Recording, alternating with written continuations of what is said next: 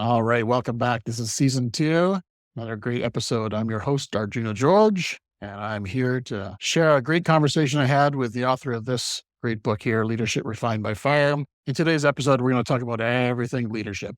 You name it, right from self-leadership all the way down to leading others and working with different generations, communication, discipline, healthy habits, life balance, you name it. So this is an episode just filled with leadership nuggets. So grab a pen and paper and jot down some notes because there's some good stuff in here. So today I got a chance to sit down with John Cuomo, who is the author of this great book here. Highly recommend you checking it out. He's also the owner of fdleadership.com. So John and I are going to dive deep into his book, a lot of the contents in it, and some of the wisdom that he has to share about leadership in the fire service. John has a wealth of experience, 3 decades of leadership, as well as on-the-job leadership skills. So it was a real honor to sit down with John and kind of pick his brain. Definitely energized myself and made me think that there's lots of work to do in leadership in the fire service. And it's one of the best jobs in the world. And John kind of mentioned that numerous times in the episode that the fire service honestly is one of the best jobs in the world, one of the best callings in the world. But we still have work to do. We still have work to do in leadership and so many different elements of the fire service. We talk about leaders as being not those that build followers, but leaders who build other leaders. So like I said, John's book here, he's also in the process right now of writing a second book all about PTSD in the fire service. So expect to see that out on the bookshelves shortly. I wanted to just read a little segment out of his introduction in his book. This book's most important function is to act like a mirror, to help you examine yourself against these leadership qualities to see what areas you can focus on, develop, and improve. That pretty much sums up our whole episode in a nutshell. So as he says, carpe diem, seize the day. Until next time, stay well.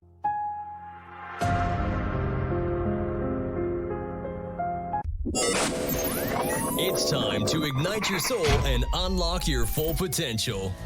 Join us on Beneath the Helmet, the podcast exploring firefighters' health and wellness.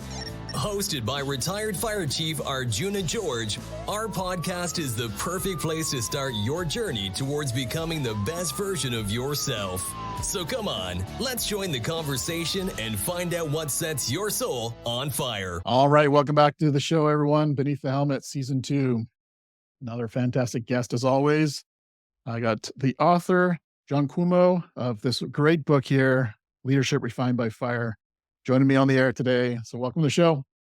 Thank you, AJ. So happy to be here. Appreciate you having me on. Awesome. So John, tell us a little bit about who you are as a person and kind of what brought you to where you are today in life. Okay. Well, I was born and raised in Brooklyn, New York. At about 17 years old, my family moved down to Florida, and that's where I've resided ever since. Shortly, while I was in high school, I got a job in construction, and after high school, I got out. I was continued in that job field, but then we kind of hit a little snag here of a recession, and I knew I always wanted a family, and so I looked for a job that had a little bit more benefits and stable, so a government job, and I applied to the phone company, the post office, different places, and the fire department was one of them.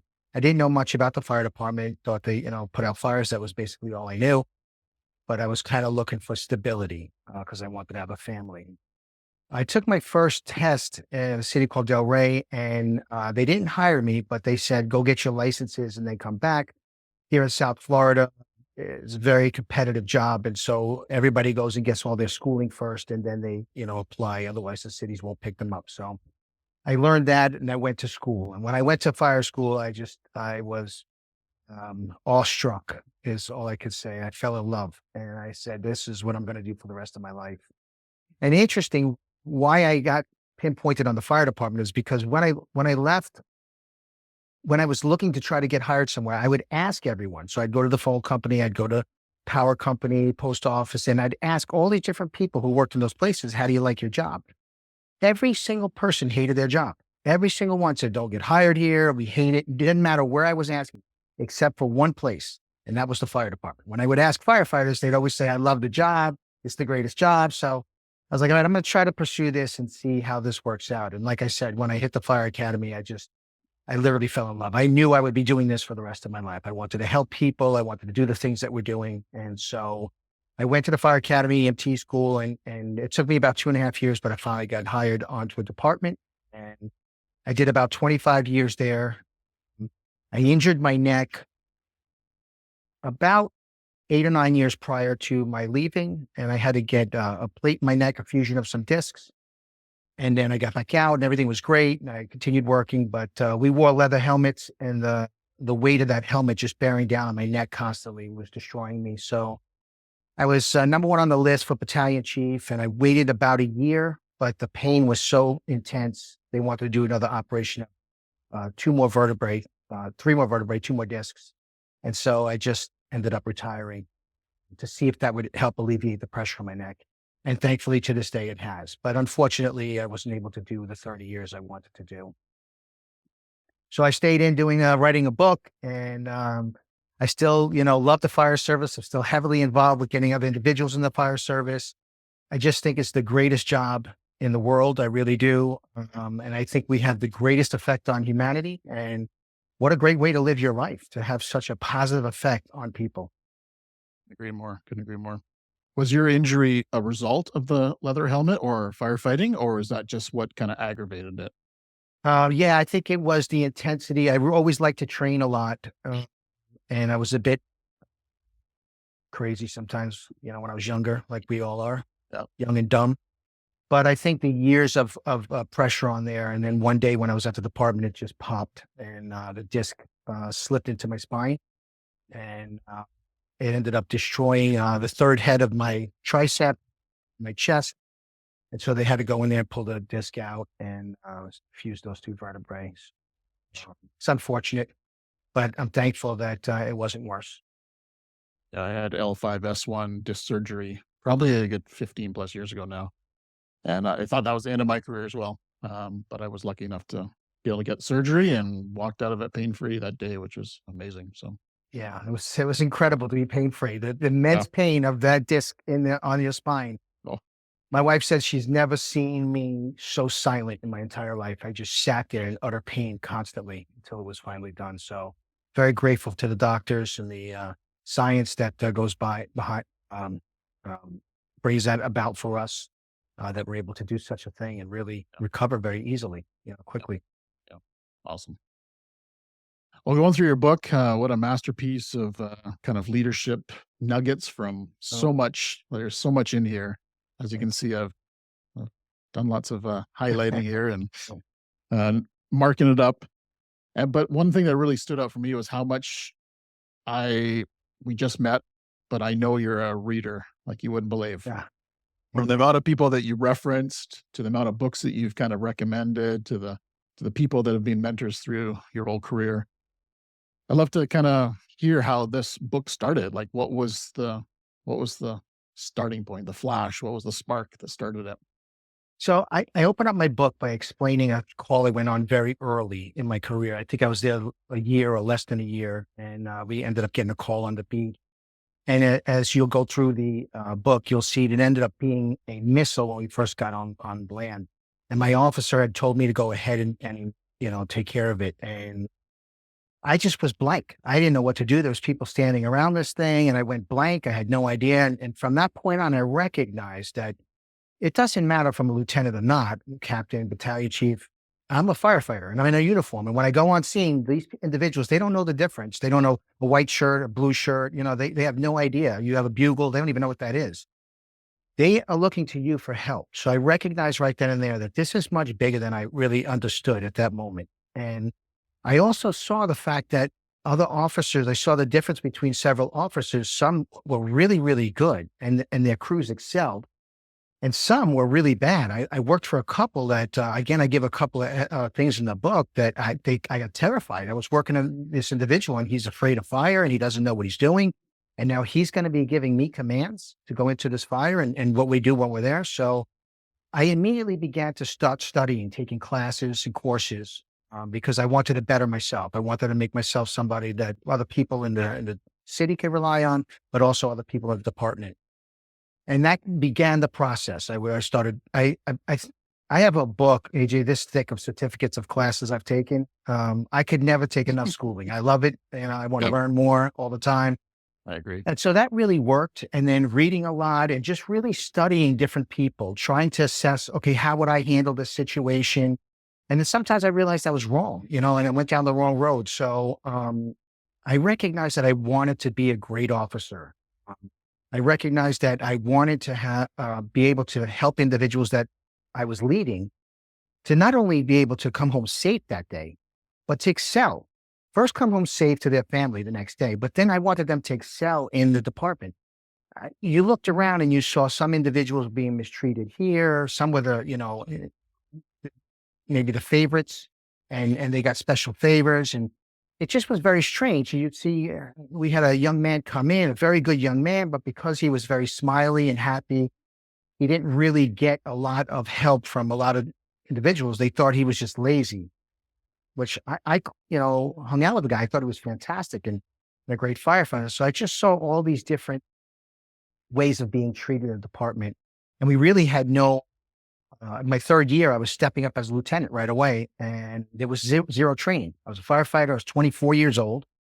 I didn't even know enough about myself yet, let alone the fire department. And here I am going on a call and I'm in charge. I'm putting a fire out, telling, the individuals how to, what to do. So there was no training whatsoever. Even when I got promoted, it was like I was a driver and then took a test. The next day, here you go. Here's a bugle. You're in charge. And here's your crew. Start telling them what to do. So I saw that there was massive responsibility needed. And I really began studying, and I've been taking notes. And I had no thought about putting a book together until about 5 years before my career ended. I said, I should put all these notes and ideas that I've been having together. And I started writing a lot of things down. And then as soon as I retired, I continued with that. And it took about 15 years for me to put the book together. And it was my desire to really um, put a good impact on the fire service. I love the fire service. I absolutely think it's the greatest job in the world. And I think we're the most blessed people to be able to do this job. And so if I could put something out there that would help individuals to do their job even better and to help them help others, I mean, what a great thing that we could do. So I continue, even though I'm not in the fire service, to be a part of the fire service and helping not only the fire service, but also the individuals that the fire service serves. Likewise. I'm out of the fire service now, and my role is still deeply involved in the fire service. Yeah, that's excellent. That's excellent. What did you learn about yourself writing this book? I'll tell you what, I was at a bank the other day and I was reading through my book again in preparation for this podcast. And a gentleman asked me, he said, "Oh, what are you reading?" I said, "Oh, a book on leadership." And he looked at it and he's like, "Oh yeah, who wrote it?" And I kind of smiled. I was like, "Yeah, me." And he's like, "What? What are you talking about?" And I explained the whole situation to him. And he asked me, he said, "You make a lot of money from that?" And I was like, "No, I haven't made anything practically from it. That wasn't the point." But what I explained to him is that it probably was one of the greatest things I've done in my life, because digging in so deeply, as you referenced, I've read so many books. And dug in so deep on leadership qualities of some of the greatest leaders in history, because I wanted to glean the information that they had, that they used, the things that they learned, try to apply it in my own area of leadership, which I did, and saw the things that worked well for the fire service and the things that didn't work well. But a lot of stuff with leadership is about you. Even though the job of a leader is they have a goal or a job, and it's to take others and to get that goal accomplished. That's what leadership is all about. But really, the main bulk of leadership is yourself. So until you work on all the things that you have to work on yourself, you're never going to be a great leader. Yeah, you could tell people what to do. Yeah, we're in the fire service. If you don't do it, you get written up, or if you don't do it, you can get fired. So you have that authority over individuals. But who wants that? Who wants to lead that way? That's not really true leadership. And so really was a great opportunity to look introspectively at all the qualities I was learning and say, "John, am I like this? Am I like that? How could I be better at this person? Don't be so judgmental. Don't look at it this way. Don't take offense very quickly." There were so many aspects that I was able to self-examine. And to be honest with you, I love what it did to me. I really do. I love how it made me a much better man. It made me a better husband, made me a better father, made me a better son to my family, it made me a better brother to the rest of my family. And I like even more the person I look at the mirror. Now, was it perfect when I was in it? No, there was a lot of issues I had to learn and work through and things like that. But really it had such a tremendous effect on me. So really that was the first and foremost thing. And then I see the effect I've had on other people. And even to this day, not even being in the fire service, individuals still call me up and we still have conversations about certain things. Or, when you have friends and family and stuff, they go through certain things, may not be fire related, but they go through difficult times. And when they see you as a person that's always tried to do the right thing, and help others, they come to you and ask you for advice. And so I've been able to really affect a lot of people's lives, and I'm really grateful for that. Um, it's been fantastic. Great answer. And I love how kind of self is number one, right? And Exactly. I'm a huge component of self leadership. I think that is where it's at. Yeah. And but it's one of those strange things that we always never talk about. We always talk about leading others, but never Yeah. leading ourselves, right? So Yeah. yeah. If you see in my book, as you go through it, you'll see over and over again, chapter after chapter. I broke the book down into many little chapters so that you can use it as a reference guide as you go through your career as well. But you'll always see it starts. So how do we do this? And then the next thing says, the first place we start is with ourselves, self-examination. I must use that word self-examination like 25, 30 times in the book. So if you cannot lead yourself, people aren't stupid. We may think people are stupid. Sometimes you see people talk to other people like they're dumb. People aren't stupid. They're just as smart as you and I. And if you can't lead yourself, they see it. And if they see that you can't lead yourself, they know that you're not going to be able to lead them well. So when they see that you're in control of who you are and that you're constantly working on who you are, what that does is it's actually an attractive thing. People are drawn to you. They want to be closer to you. They want to see what you have. They want to learn from the things that you've learned. They want to know why you have this stoic way about you, and how you're able to handle certain situations that they may not have been able to handle that well. And so without even saying it, they're actually drawn to you. So yeah, working on yourself is the number one thing in leadership. My opinion. I couldn't agree more. So if I came to you asking for some help on how to develop my own self leadership, what would be the first thing you'd say? The first thing I would say is if I didn't know the person well, I would say to them, the best thing way you could start, I would say, is to ask those that are closest to you. What kind of qualities do you exhibit? What kind of qualities don't you have that would be a good leader? Those that love you and that are closest to you will be your best source. This is a hard thing. Like my wife and I talk about this very much. I've been married 32 years, so I've been blessed. I met the woman of my dreams when I was young, and she's been fantastic for me. And she and my kids, none of them will hold back and tell me when I'm wrong. So it's not easy to hear sometimes, but it's an excellent way to start because they know you best. They see you every single day. They talk to you. They're close to you. They know when you're down and when you're up. They hear the way you handle things. I would start that way. And then I would also begin researching in books, as many as you can, videos, conferences, podcasts, things like that, where you can listen and start learning from other people. Start with the great leaders, what they did. I mentioned in the book, some of the mentors I love that I love to read about is JFK, Martin Luther King, and Robert Kennedy. These three men have had a tremendous effect on my life.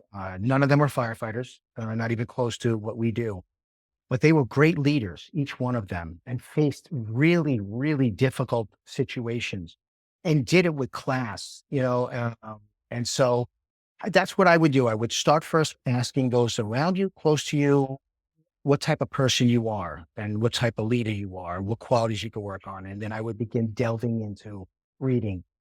And I have a chart in my book that it helps me work on things. I pick a quality that I want or something I don't want to do and things like that. And then I work on that and I write, day after day, week after week. And hopefully I stop doing the things I don't want to do or I start doing the things I want to do. So that's what I would do to start working on who you are. Yeah, what I also picked up in your book was a lot of your mentors, a lot of your leaders that you studied are not in the fire service. They're business people, they're entrepreneurs, they're politicians, whatever that looks like. And I think that's maybe a gap in a lot of the fire service where we always are very narrow focused in on just fire leaders. Yeah. And there's so much we can learn from the business world, right, on leadership for sure. Yeah. Our we sometimes don't look at it this way because we're the firefighters. But when you go to a chief spot and then above that, those individuals that control the fire service, it's a business to them. Now, they understand that we do things a little bit different than normal businesses because we're dealing with humans' lives, human life.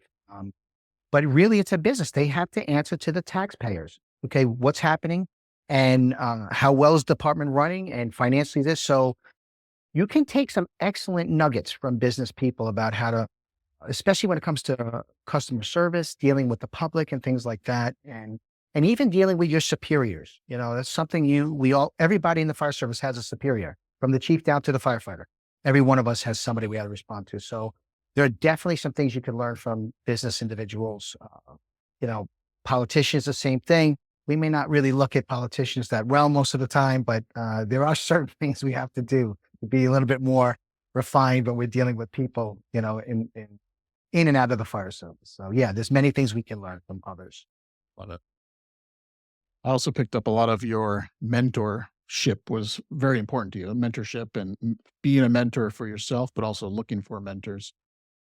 Who are some of your biggest mentors that kind of help craft you to be the John that you want to be? Well, as I mentioned earlier, I really got a lot from John Kennedy, Robert Kennedy, and Martin Luther King. Even to this day, I still love to go back and read about them and learn about them. I have this desire to be the best human being I possibly can be. It doesn't matter if I'm a leader. It doesn't matter if I'm famous or a lot of people know me. I just want to be a good human being to society.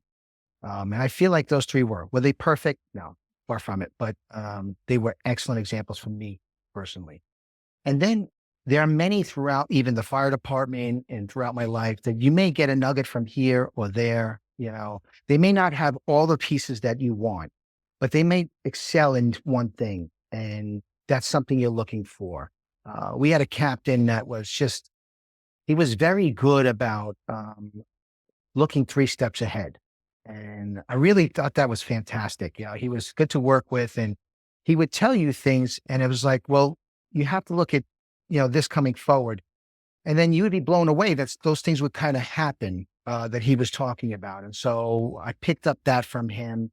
I tried to work hard on doing those things. We had another officer that I didn't like some of his qualities, but one thing I really liked about him, he was always out there training with the guys. If there was a training thing, he wasn't sitting back. He was sweating. And in Florida here, it gets very hot. He was bunkered out, sweating like crazy, and he was pushing it. And so when I was younger, I was like, that's who I want to be. Because I saw the men and women respond to that. They didn't want to be there in the 100-degree heat either as long, but they saw that their officer was doing it. And so it made it a little bit more palatable to do. And so I would take nuggets from different people and learn from them.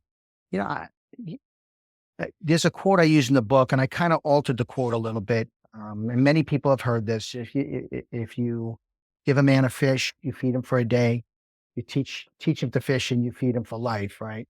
And so I added one more piece to that as far as mentorship is concerning. I say if you give a man a fish or a person a fish, you feed them for a day. If you teach them to fish, you feed them, for life. If you teach them to teach others how to fish, then you've fed the whole island forever, or the whole world for that matter, whatever it is. So I think mentorship is very, very important. You take that and you're not going to be around forever and you don't know everything there is to know. But if you could help that person to just start on that road to make themselves a better person and start excelling, then and teach them to teach others. Then think about that, the growth exponentially. You're teaching this person, then you move on to someone else and then they're teaching another person and those people start teaching other people and you just have tremendous growth. So I think mentorship is very, very important. Again, it's not something I see often in the fire service taken seriously. I wish it was more so, but I think it's very, very important. I love that quote and how you have kind of adjusted it because for myself, I truly think that mentorship, like we talk about leadership is creating followers. No, I think leadership is about, personally, I think leadership is about building other leaders, Right. not necessarily just building a whole army of followers that are behind you, right? It's about building other leaders. I And think that Jocko is, Willink, Jocko Willink oh, from yes. the, Yeah. yeah. Yeah. I think he put it this way in one of his books. He said, you should be training the people to take your job. That's how you should be training them. You want them to be better at what you do and to take your job. Now, hopefully you're moving up to the next level, but you may be retiring as well. So I agree with you. It's not a thing about John Cuomo. Oh, look, John Cuomo did this, this, and that. It doesn't matter who I am. It could be a nameless person. You want to train that person to be able to take your position and have the fire service excel. That's what it's all about. It's about the service and not about you yourself. Any little nuggets in there you want to share on how we could take this more seriously, and how maybe somebody could start finding their own mentor that maybe don't even know where to start looking for a mentor? Yeah. You know it in the fire service from my experience, and I think this will resonate. So if you're a listener and you're listening right now, I applaud you, first of all, for taking the time and effort to reach out to a podcast and listen to a show and try to better yourself. So you're already on the right track. You've already shown that you have a desire to be better and to learn something. So what I would say is that sometimes we get a little distracted. Life is very distracting. The fire service is very distracting. You come in, you're on probation. You just did all the schooling and fighting through all this stuff to get hired. And then you get hired somewhere. It's like 60, 80, 100, 200, however big your department is, of all men and women that have been there forever. You're this new person walking around starry eyed and you don't know anybody, and then you have a probation manual probably for a year that you have to go through month after month. And then when you finally get off that, it's been years of working towards this job, but now you know nothing. Now you have a year on and you really know nothing. You maybe know how to run a few calls here and there with the department. Um, and so I think what happens in the fire service is we get distracted. We start having families and we have children, and then there's the boss, and then there's the boss of bosses, and then there's this call that went on, and then there's this rumor that's happening over here. And then you heard about this person's not doing so good, and this person's talking about you, and all that stuff starts detracting from what it's all about. And I think the first and foremost thing is if we can keep our mind focused on why we're here, and that is not really to collect a paycheck. And I get it. You wouldn't be there if you didn't need money. I get that 100%. But that's regardless, because we're all going to be working. So we all have to make money. We all have to earn a living. It's the fire service. It's not, and I don't want to point to another job or whatever it is, because I don't want to sound demeaning towards other professions. But what you do, you who are listening, what you do today is the most important thing that we have in our country. You not only save lives, go out there, you risk yourself. You set this example for, in my case, I say for America, and I know you're from Canada, but in your case from Canada, and really for the whole world. But I'll start from my case. To set this example for America. That's what I'm going for. I want to work with personnel and teach them that we're here to help others and excel. I love customer service. I think it's the prime thing we have in our department, to help these individuals at their worst case scenario, give them an experience that they've never experienced before from any service. Because everywhere you go around, service is dropping. It's getting worse and worse. And then on top of that, you're helping brothers and sisters in the department to better themselves, to get better. You know, and that example starts spreading out. It's like a ripple in the pond that just keeps going out. You just did this one call and you think it's that one call, but in reality, there's 5 or 6 other firefighters there that saw you. There's maybe 4 or 5 or 10 civilians that saw how you acted, and your actions affected all of them. And everything you do all day in the firehouse does that. So I try to tell people to try to look at it bigger, the bigger picture. The fire service is bigger than who we are. Sometimes men and women get into the service and they think it's more about them. They want to become an officer because they want to, tell other people what to do, or, different reasons like that. Your goal should be to make the fire service excel. Not about you, but make the service excel, to give the best service that there is possibly out there. And when you do that, all the other stuff comes to you, the things that you want. When you set that example, when you go forward, those things come to you. So I would say try to always remember it's about the fire service. It's not about you. It's not about your fire department. It's not about your crew. B shift isn't the best shift, or C shift, or the other shift is lazy. No, it's the fire service. If you're pointing the fingers at other people, all you're doing is tearing it down. You want the fire service to always excel. So try to build it up rather, and remember you're a spoke in a giant wheel, and everything you do has a reflection, not only on the fire service itself, but also your country, your town, your city. So I'd say that. And then I would say, once you figure out what are the good qualities, and there's mentioned tons of them are in my book and other fire service leadership books as well, and other leadership books, they have the qualities that are there. Once you read them and you study them, begin to examine yourself and see, okay, do I have these qualities? And if I don't, look in your department and see, oh, wow, that person's really good at customer service, I've noticed.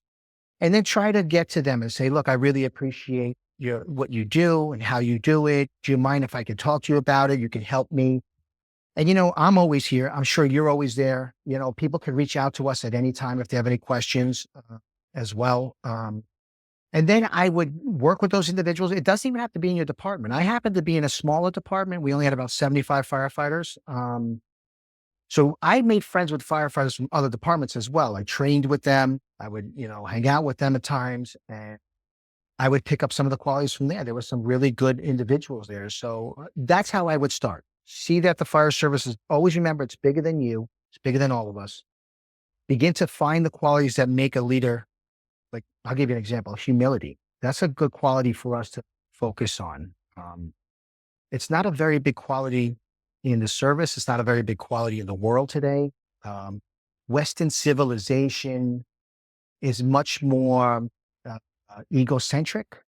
When you go to the Asian countries, for example, they're more of a collective type of people. They do things for the collective. As you start moving west on the map, it becomes more and more independent. And we on this side are the most independent. We want our freedoms. And those are great and those are beautiful. I'm not putting that down. But what it ends up doing is it creates individuals sometimes that start thinking about everything's about themselves. How is this affecting me? And I have my rights and I need this and I want that. And this is not fair. And I'm going to do that instead of trying to do what's for the whole. So I would look around, do those things, start working on those qualities. Humility is a great one. And that's how I would begin. Definitely agree with humility for sure. And it kind of goes into my next question is, what would you say is like the number one rule for leadership? Is there something that's like, if I don't share this with the audience today, I feel like I'm missing something. What's the number one thing that's like leadership to you? First rule is? This is probably going to be something you maybe never heard. I don't hear too many people talk about this that often. I think courage is fantastic. I think humility is one of the top ones. It's a necessity to be able to lead good, is to be humble. But I think that the greatest quality is caring for others, caring for those that you lead. I like to say love, personally, is the word I like to use, but loving those that you lead. And I'll give you a good example. And if you're listening, maybe you could think about this yourself. Think about those that you care about the most. Okay. So for me, it's my wife and my children. And then all the other individuals that are around me as well. I have a huge family, big Italian family everywhere, people in different countries, different states, everywhere. But I love all these people. I want to get together with them. I enjoy being with them. When they upset you, when they do things, what is the first thing you do? The first thing you do normally is kind of give them the benefit of the doubt. Do they really mean that? Or you talk to them. And sometimes we get upset if it's something bigger, but then eventually we talk to them. But even if you see them making a misstep somewhere, what do? You want to help them, don't you? Like, no, son, don't do it this way. This is the way you should do it, and this is the reason why I feel this way is A, B, and C. My boys are both adults now, so my type of raising has changed from this is the way it has to be done to, son, this is my opinion. This is why I think you should do it this way. And I back you up whatever your decision is, So if you cared about those that you were leading that way, you think about it, whenever you're going to make a mistake, which you're going to handle it in the right way. I had officers that, it was blatantly obviously they were making mistakes. And then they try to turn it on you and blame you for some of the things that they were doing. And some of them you knew were not good at their job. They knew that they were not good at their job. And so they were hard to deal with. Like it was like different commands all the time, doing different things. And and always yelling and screaming and trying to put on airs about certain stuff. So if I cared about you, the listener, um, and I was your officer and I saw you going down the wrong road, I'm not going to write you up. I'm not going to try to make you look bad. I'm not going to start rumors about you behind your back. Look what so-and-so. I'm going to take you aside and I'm going to say, listen, I saw you did this. Can you explain to me why you did this? Is this what you think we're supposed to do? Let me show you, the right way. You want to course correct that individual. You want them to excel. Like you and I spoke about before, the goal of leadership is to create another leader. It's not a follower. Well, if you genuinely care about them, that's what you're looking to do. If you don't care about them, you want to keep them shielded in the dark, not knowing stuff so that you're always in charge. There's things you know. So I would say, AJ, that the number one quality is caring about those you lead. Now, that doesn't mean you have to be best of friends. You have to eat dinner together all the time. I brought up family for a reason. And there's family members I don't see for months. Boy, but when I see them, it's just, I could stay with them for hours on end. And that after that night, I just feel so nice catching back up with them and being around them. And so it doesn't mean that if you have crew members that you really care about, that every night you have to be at their dinner and you invite them back and forth. No, as long as they know that you're looking out for them and you care about them, that's all that has to be the case. You don't have to have a lot of outside connections, with them. And what that does is it also brings trust. Now, we do a job where we're asking people to risk their life. And sometimes they don't really understand why. It's like, go inside of this building. It's on fire. Smoke is billowing out of this. It's incredibly hot. We're going to go put this fire out. That's not an easy task to ask somebody, but when they trust you, because they know you care about them, they're going to do it. And again, in my book, I quote Jocko Willink in another one where he talks about while he was out on a tour, one of his crew members was killed in a firefight and they had to bring the crew member back. Now they were all family. These guys are SEALs. They work together. They do these things together. So he knew the rest of the crew was really hurt because they loved this guy. And he said, we had to go back out there and fight. But what was I to do? To show them that we didn't care about our brother that we just lost? And so I forget how he puts it. He basically in terms said, look, we're going to go out. We're going to go finish this job that we started. Then we'll come back. And he brings out, he goes, the guys knew that they could trust me because they knew I cared about them. And so there was no questions asked. And that's the case. I give some examples of times when officers did certain things and it was blatantly obvious to me that they didn't care about me. They didn't have to love me, but they didn't care if I was bounced out of the firehouse or not. And that's a terrible thing. I got a family. I want to make sure I'm gonna, be able to collect a check and do the job I love so much.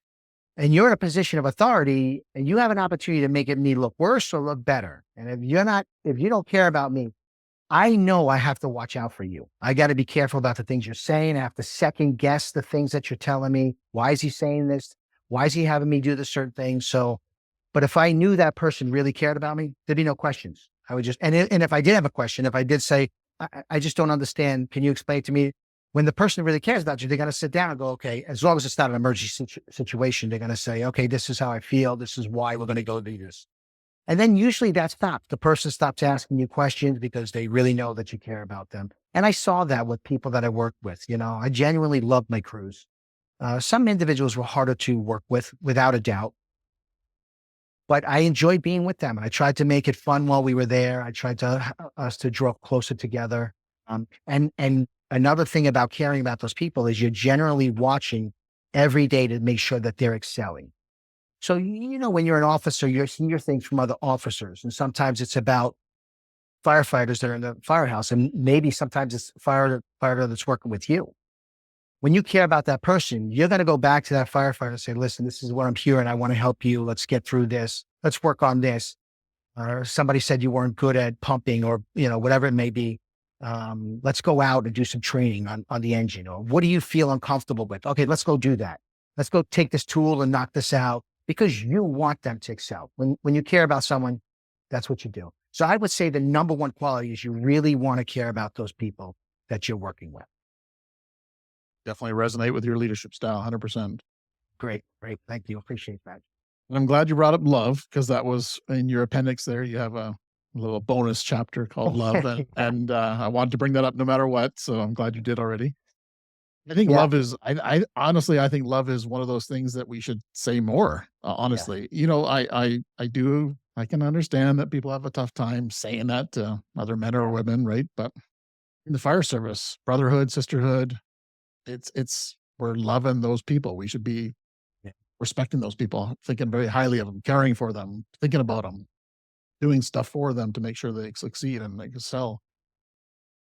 So you use love, but you also kind of like, not quite sure if it's going to resonate with people. What's your thoughts on that aspect? Is that something you just want to embrace and say, who cares if love is not something that people resonate with? Or is it something that's like, you still kind of guarded on that term? It's interesting you picked up the hesitation. And it's because we're in a field where, when I got hired, it was 1991. Uh, It was still the city I got hired was still not as progressive as they are today. So you walked in and people were ruthless with each other, hazing. And they were looking for a crack in you and they just drilled into you, and it was in the minute that you showed one little thing where they just attacked that relentlessly. And then other crews would do it, especially if you were on probation, you couldn't say anything back. When you talk about love in a situation or an area like that, it's sometimes taken as a joke. People like, oh, it's weak. You know what? We're here to do a job. I mentioned about a chief that I was aware of that once he got promoted, the first thing he walked around is telling people, I'm not here to be your friend. I have friends already, and that's a common thing in leadership. I remember when I got promoted, first thing my dad said to me, now he was a sergeant on the police force in New York.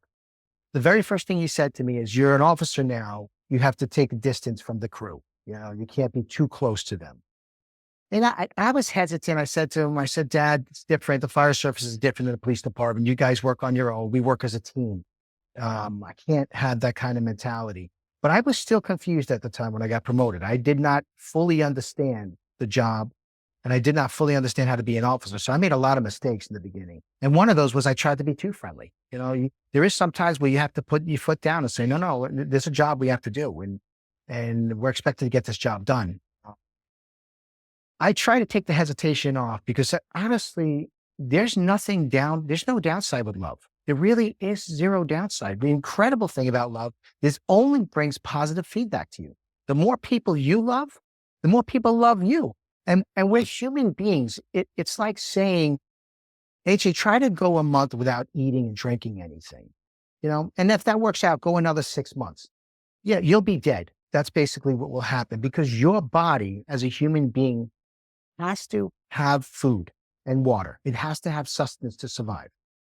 I believe personally, one more of those things is love, that the body definitely needs love. And they've proven this with children that were born that didn't get affection right away. They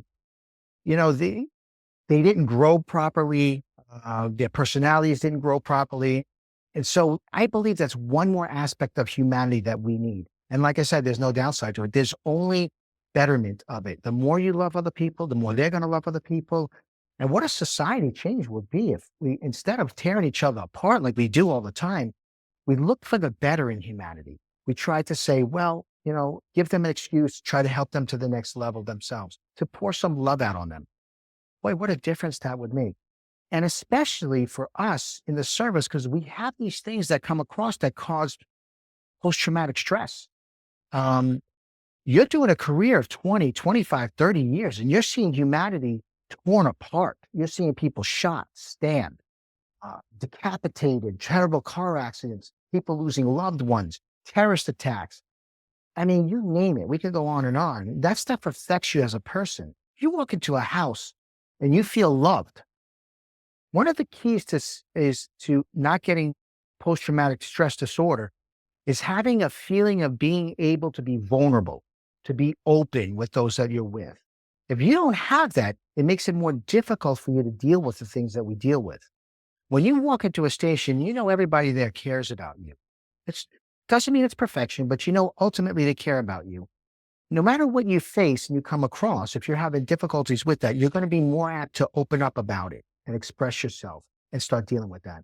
So honestly, I apologize actually if I was hesitant on saying love. I don't want that to be the case. And yes, you're right, it's dismissive.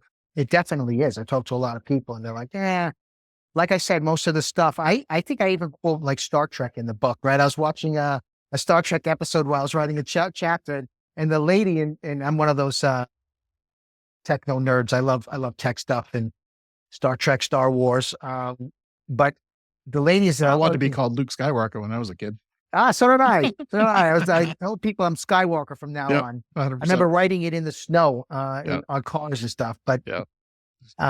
the lady in Star Trek was an officer, and she was complaining that morale was low. And she says in there, she says, "I know in the academy we were taught to take a distance from each other, as an officer." So it's not something that's commonly thought. That's why I kind of said it may not be something you've heard before, but I think love is the most important quality that we can show to other people. I love it. I love it. Excellent. Yeah, I've caught myself saying, like when I've given speeches or anything like that to my department and said, much love you all or whatever. And when I say that, I'm like, man, I mean it, but that sounded weird. You know what I mean? Like that sounded Yeah. weird saying I love a bunch of men and women. There are like 50, 60 of them, right? So, Yeah. but on the flip side, it's like, no, it's true. I love them.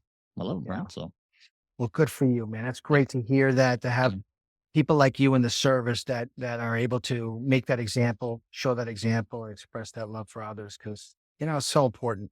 And you know what, AJ, what we were talking about earlier when I said I wrote the book, that things came back to me personally.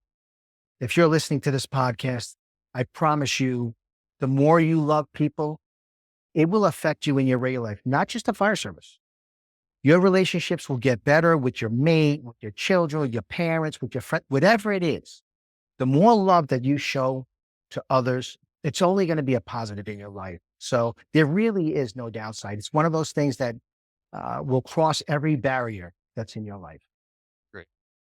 On the flip side, no love is kind of loneliness. And what's happening across North America is a epidemic of loneliness, right? And Really is. isolation, right? So, yeah, Yeah, that's love it. sad. Thank you. So, there's a couple of things I want to talk about in your book that kind of resonated with me, and one of them was balance, life balance. And I think that's kind of the podcast here is about mind, body, and spirit of being an elite firefighter, and having a balanced life is pretty critical. I prefer the word harmony in my own opinion because I think there's lots of times when there's going to be give and takes.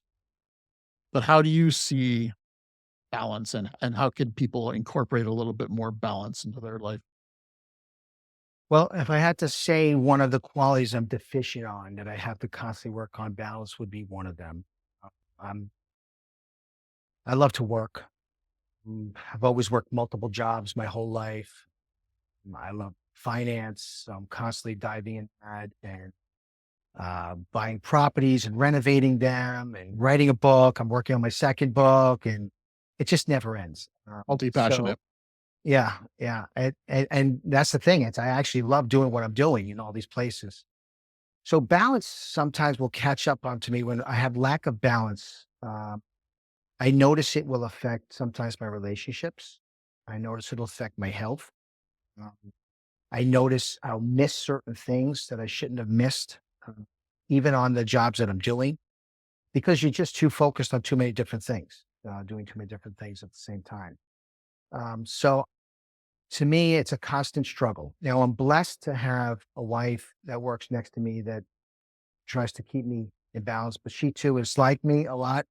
We both are, workaholics and do all these things. But even my children constantly tell me, Dad, you got to slow down a little bit, take it easy, slow down. So I would say that I try my hardest to evaluate each day. And if it's not daily, I would say weekly. I try to look back and say, okay, John, how did you live this week? Did you put health as a priority? Did you put, the family as a priority? Or are you just working too much? And this summer, I've spent a lot of time working on a new project that we have. So I'm out of balance right now. And so I try to evaluate that constantly and work towards it. My wife and I actually had a discussion last night about this. And we both agreed that, okay, as soon as this project is over, Even now, we're going to slow it down. And then once we finally finish, we're going to really get back to more of a balance. And it's just a matter of it's a healthier way for you. It's a healthier mindset. It helps physically, especially as I'm getting older right now. I'm in my 50s, it's different than when you're younger. You could, I remember working 24 hours without sleeping a wink. And then the next morning, not waking up, next morning getting off duty and just going right to work and working till late that night, and Yeah. really, Yeah. it didn't phase me. I can't do that anymore. If I go out sleeping all night, I'm pretty darn cranky the next day. And, I'm like dragging. So it's a matter of you want to understand that balance will give you not only better health and allow you to enjoy your life more, but even better mental faculties. You'll think better, you'll think clearer, you'll help yourself live a longer life. Whatever it is that you are working on, you'll have a clearer vision of how to fix or finish whatever it is you're working on. You overcrowd yourself. You can't even breathe, too much. So I agree with you. Balance is very, very important. And I think self-examination constantly helps you get to that point. So how do you do that self-examination? Is it like, do you write that down? Do you just think about it, or do you discuss it with somebody, or what's your strategy? So for me, I've learned through the years, I love to give myself goals. And I'll give you an example. Every January 1st, I set out the whole year for myself, of what goals I want to accomplish that year. I have 1 year, 5 year, and 10 year goals that I go through. Sometimes I'll break it down to 3 year goals as well. And then within the year, I'll put like monthly goals. Now, I don't want to sound crazy because I'm not that nuts where it's like I can't move without looking at my goal board, but I try to reflect on that backwards and every so often. So self-examination is a very big part of my life. I'm constantly thinking about, okay, have I accomplished this yet? Or where am I at with this and this? And I know uh, I got very, very sick in my early 30s. uh, Very sick. I received, I was poisoned by metal. I think it was something we got in a fire, and it kind of uh, brought me down physically. From that point on, I've recognized that if I don't take care of myself physically in a balanced way, that I'm not going to be here. And when I look at my kids, I want to be here for them, and I want to be here for my wife. And so that's important to me. So I really tried my hardest to self-examine. So I have these goals, and balance is a big part of that. My health is a big part of that. So I just keep trying to re-examine. Now, because I've done it year after year, it's just second nature to me right now. So if you're listening right now and you feel like it sounds overwhelming, it really isn't. It's just as easy as when you get up in the morning, eat your breakfast, you know, it becomes second nature to you. And so I would recommend doing that. Just understand the importance of balance first, and then just stop like once a week. And if you are married, or if you have somebody close to you or close to you, you can ask them, hey, what do you think? Am I not putting enough time and effort into the relationships? Am I not putting enough time into my health, and get some feedback? I always talk about getting feedback from those that are around you. And like I told you earlier, I'm kind of blessed. Some people might not feel like it's blessed, but my wife and kids will tell me when I'm definitely wrong, and I'm not doing something right, not in a bad way, but they remind me. And so if you can get that from those around you, I would say that that would help you as well. Because sometimes we don't see the things that we're doing, that are improper. And I don't mean that in a bad way. It's just like we just get on a track and we think, oh, yeah, if I do this, I'll get this taken care of. And we're not seeing the fallout that's happening, but others around us might. And so it's a good way to also ask others. That goes into the next little nugget I want to dive in, was just discipline. So how does John kind of discipline himself and keep himself on the straight and narrow? Is it the self-reflection is that how you do that? Or is there other strategies that you have in place to kind of make sure that you're doing those routines, you're establishing healthy routines in your life? So through the years, you kind of pick up things where certain things have to be done. For example, eating healthy is important. If you eat too much candy and stuff like that, that's not good. I have a sweet tooth myself, so Mhm. that's always a battle. Um, so you pick up those things that you need to be doing, and as you get older, you know that that's even more important. I happen to think very highly of the word discipline. I think it's one of the most incredible words that there is, because self-discipline, because boy, if you have self-discipline, you can accomplish anything in life, anything at all. Whatever it is that you want to do, it can be done. The problem is, I think for me, is that sometimes I get to the point of too much self-discipline, too much rigidity in my patterns. And so I may not be enjoying life as much because I know I have to accomplish this and I got to get this done and then I want to do this. And if I give this 3 hours and this 1 hour every day, then I can accomplish these things. So I think discipline is the key to success in a lot of ways and whatever you want, but you want to make sure that's not something that's overly done. That's where balance comes in as well. So you have to take those times where you have to go and enjoy, smell the roses rather. Um, See the beauty in life. Take some moments. I'm blessed to live by the ocean, and I moved from Brooklyn, New York, NJ, to this tiny little town called Jupiter in Florida. I mean, it was tiny when I moved here. A little surf town. I fell in absolute love. The place is just, it's a little warm for me, but I love the place. It's just so nice. It's clean. Brooklyn everybody was on top of each other. It was filthy. Uh, you go out here, it was clean. Everybody's more laid back. I was able to get more of that laid back attitude. Of course, not too much, but I think it's important. Like I mentioned, I don't want to repeat myself too much, but discipline is a key to you being successful. Get yourself a nice routine. Pick out some things you want to work on. Start with just one. So all you need is just one. I want to stop this habit, or I want to develop this habit, or I want to learn another language, or I want to read this book and I want to glean some things. Whatever it is, pick one thing. I try to read 36 books a year, and on top of other things I'm reading, but that's one of my goals that I do. And it's an important goal to me because I really love reading. I'm a slow reader, unfortunately, but I love to read and learn. So pick one thing and work with it. You would be surprised when you do those kind of things. It just builds on each other. I give the example in the book. And if you're listening to this podcast, please take a moment to think about this. The first time you ever drove a car, what was it like? I mean, I remember when I got in, I was terrified.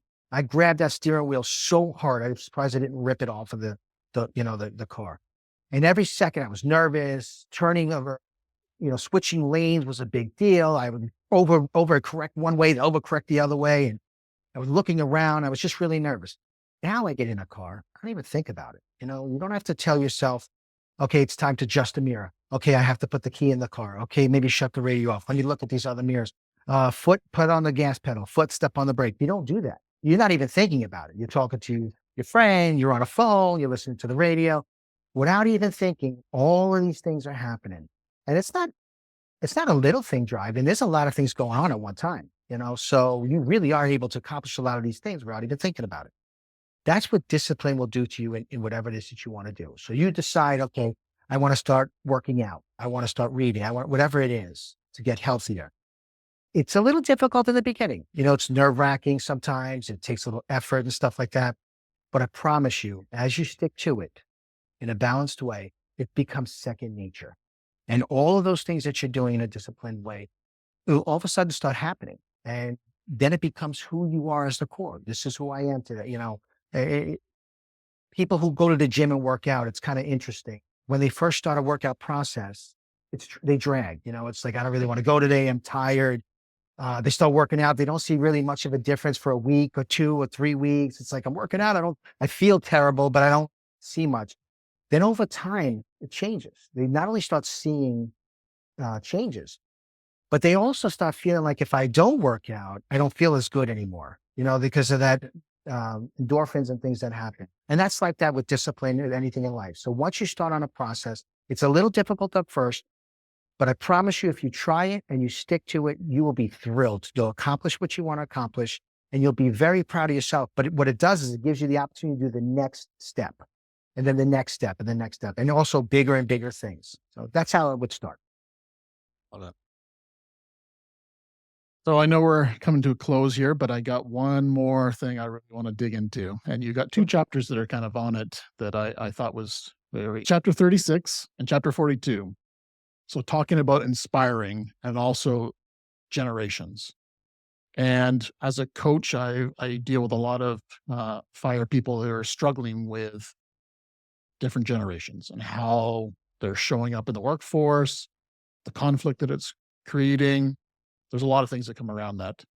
So keeping it positive, what are some things that we listening right now could kind of embrace and start, habit building and discipline to foster a more cohesive department, more cohesive organization with multi generations? Because we're stuck with them.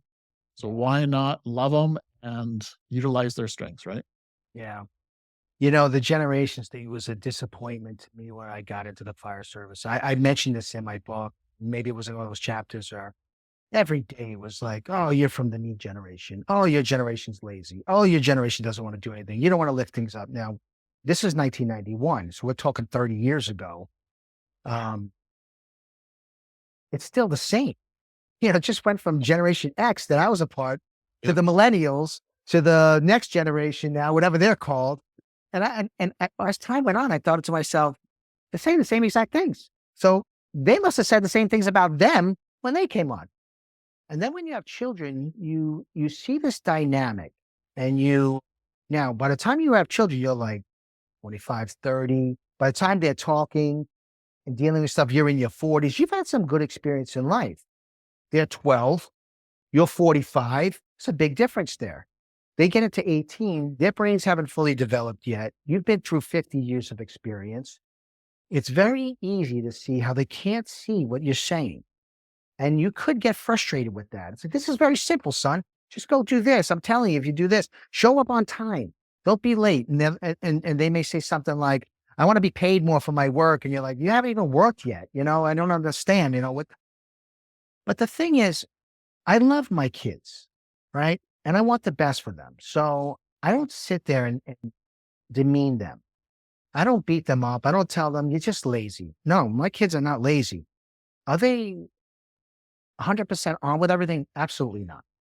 But I could tell you one thing. I learned a lot from my children. I actually changed a lot about who I was and my thought processes by having these deep conversations with my children. These younger generations, I'm not sure how it was for you when you grew up. I grew up in New York in the 70s and 80s. And I tell you, it was a jungle there and it was brutal. You better be able to fight and you better be able to stand up for yourself because you're going to get steamrolled. Not today, every day, everywhere you went. Took your bicycle out to another block. You had 5 other kids that wanted to jump you for some reason.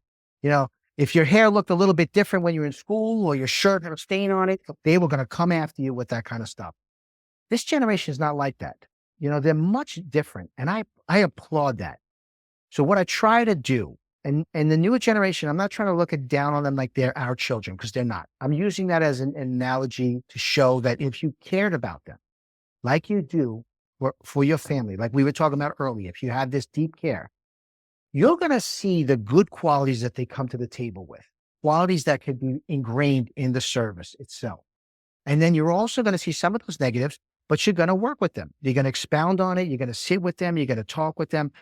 I talk about meeting with, if you're newly promoted and you get to a new crew, or if a new member comes to your crew, you should immediately have a sit-down conversation with those individuals.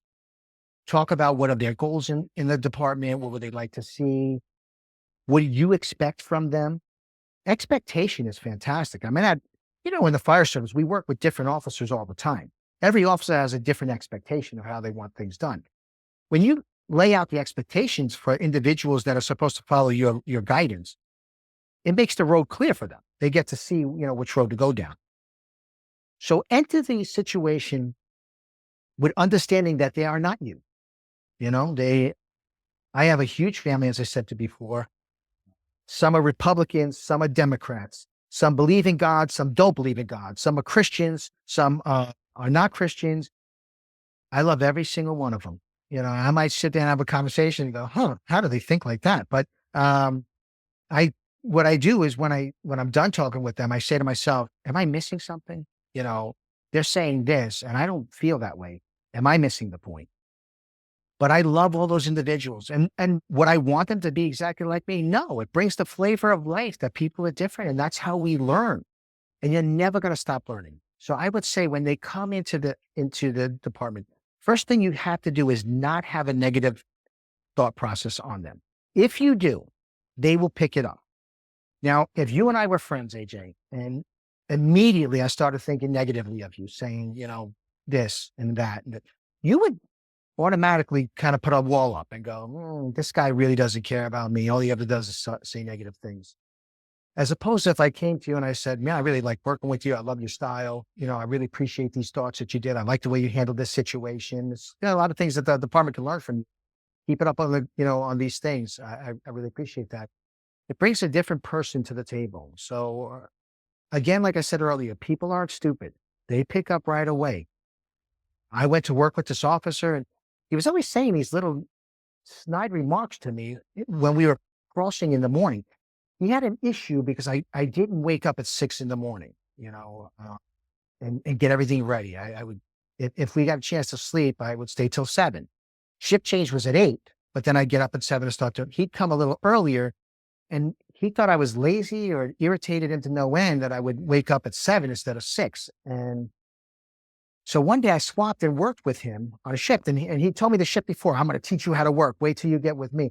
And when we got there, it was the second end of a 48-hour shift I was working. And man, he pushed me on the physical end all morning, like out in the sun, we were doing stuff. And then by 1:30 rather, he's in bed sleeping the rest of the day in his underwear, and the driver, the same thing. And I'm out working out. I was young at the time, strong as an ox, but I knew right then and there, I said, this guy, he didn't give me any compliments on how hard I worked. He was looking to try to bury me. And when he couldn't bury me, he just went about his business. So I said to myself, I was a young kid at the time. I think I was only 22. I said to myself, this guy doesn't care about me. If anything, he's going to try to hurt me. He's going to try to make me look bad. So I need to watch out for him. I need to put a wall up, walk on eggshells, be careful what I say to him, be careful what I do. He was never going to teach me anything because I immediately thought badly of him, that he thought badly of me. So I would say, people aren't stupid. When a new person comes in, don't think negatively of them. You wouldn't want that of yourself. You wouldn't want someone to look at the negatives on yourself. Find their positives and start working with that. And the things that they have to work on, you just gently start working with them on those things. This is a goal, whatever. Showing up late to work is not a thing in the fire service. For us, you get fired for that. So there was no questions on that one. But let's just say they stopped working during the day and they wanted to watch TV or something to that effect before we had the job done.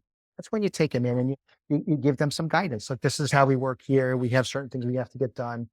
And then you start working with them to get better and better at that. I think that people, when they understand our job and they really do it the right way, they fall in love with it. I give an example in the book of a crew that I went to that was being run by an officer that was terrible. And they weren't doing anything. They weren't dressing out. They weren't shaving. I don't even know why the chief put up with this kind of stuff.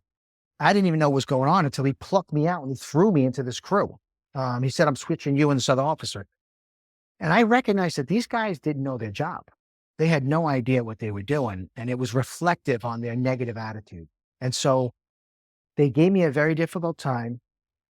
I don't know if you saw that piece in the book yet, but it was very difficult at first. Like, they refused to eat with me. They refused to talk to me unless it was firefighter business. I would walk in at night, if they were watching TV, I'd walk in and they'd all walk out. They would go to the chief behind my back with a lot of things, trying to get me removed. And I kept talking to them saying, listen, just do your job. And I promise you, you've lost your way. You don't love your job right now. If you do your job and you grow to love it, then you will have no problems. And so we would go out and train like crazy. I took them out training every shift. And after some time, they excelled and they were really great at what they were doing. And other guys wanted to come work with us. They wanted to be a part of this team that we were doing it. And I could see the pride in these guys. They really felt good about themselves. I mean, they weren't afraid of anything. They could tackle anything. We would, test each other, not in a negative way, but let's do a run a call on a code right now, or let's go out and use this equipment here and rip it up all day. So they were good, man. It was the best crews I ever ended up working with. And they turned to love their job and we had a great time together. So nobody's that too far. If you get a person, you think there's some problems there, take them, work with their positives, help to teach them to get over the negative things that they have, teach them to love this job. You don't even really have to teach them. Once they taste it, in my opinion, they'll just fall in love. And if they see that you care about them and you're trying to help them excel, You want to get them to the next level. You want to make them a great firefighter. Let's be honest. You're a firefighter, paramedic at the same time, a hazmat person. I mean, we do it all. Other than arrest people, we do everything. It's a lot to learn and be proficient at. And so you get nervous. When somebody feels great about what they're doing, oh boy, you see their attitude when they come in. It's just fantastic. They walk in, they got a smile on their face. They're ready to get to work. What are we doing today? They're excited to be a part of a great team. Everybody wants to be part of that team. So I think if you build it that way, you look at the positives and you work with them, you show them you care, you help them to excel. I don't think you have to worry about this, because guess what? The next generation, we're going to say the same thing about them. And then in 50 years, we'll say the same thing about them. It'll always be the same negative if you want to go down that road. But you have the ability to turn those people around and make them excel. And then, like we talked about earlier, they'll do the same thing to those that come in later on. I'm so glad you kind of used the analogy of family, because, yeah, like you said, you don't want to compare firefighters to kids, but really that's a perfect example. Using your family for that purpose, right? So awesome. I agree. Yeah, thank you. Well, John, it's been a bit of a blessing for us to connect, and thank you. Very grateful for sharing your wisdom with our audience today. Much appreciated. Thank you so much. I really appreciate you having me on. I love to talk to other firefighters. It's cool to talk to somebody from another country. Yes. I've talked to a few from some other countries as well. But we're all in the same business, man, to help take care of others, and it's just, it's a great business. And for those that are listening, thank you for taking your time to listen to this. Not just for me or AJ, but thank you for the fire service. Thank you for the people that you serve. I really hope and applaud you. I applaud you for doing this, and I hope you have a fantastic career in what you're doing. And on that. So how can people learn more about you and your book? Where can they find and get their own copy to have on their desk? Yeah, it's on Amazon and Barnes and Nobles. You can get it, anywhere, the major places. You can reach out to me, on my website, FD Leadership. Anytime. I'd love to hear from anybody, honestly. And if there's any way I could help, I'm happy to help. Have a conversation by email, or even if it gets down to it, but phone conversation. I would love to just help people excel in their career, because the better you do, the better people are served by you. And that's the key. Great. We give the floor back to you for final, anything you want to, if you didn't say this, you'd be like, I wish I said this. Anything that's kind of burning a hole in your mind that you want to share with the world? Again, I want to thank you, the listener, for tuning in. First, you, AJ, for putting this out there, taking your time and effort to do so. I absolutely think the fire service is the greatest vehicle that we have today to change society. We take care of those that we serve, and we set a great example. And the better the example that we serve, the better job we do customer service wise, the more response we'll get from others to do so. I want to thank the listener for taking that time. And I want to hope that you continue to go down that road. Don't stop. I promise you, absolutely 100%, you will get to a point when your career will be over. And I want you to look back on your career and be thrilled about it. I've had men and women that have left jaded, and it's the saddest thing. So keep doing what you're doing. Keep learning to be a better firefighter, a better officer, whatever your position is, a better person. And I promise you, the day will come when you're retired and you'll look back like AJ and myself, and you'll be thrilled. I love my career. I love what I did, and I want that for you. So I applaud you for what you're doing, and I praise you to continue to do the same. Thank you so much for doing that. All right, everyone. This is a real treat to have John on here and sharing his wisdom. So hope you enjoyed this episode. Until next time, stay well. Take care. Thank you for tuning in to Beneath the Helmet. We hope that this podcast has provided you with valuable insights into the world of firefighters' health and wellness. Remember, caring for your physical, mental, and spiritual well-being is crucial to achieving optimal performance. Join us next time on Beneath the Helmet for more inspiring conversations. Until then, stay well.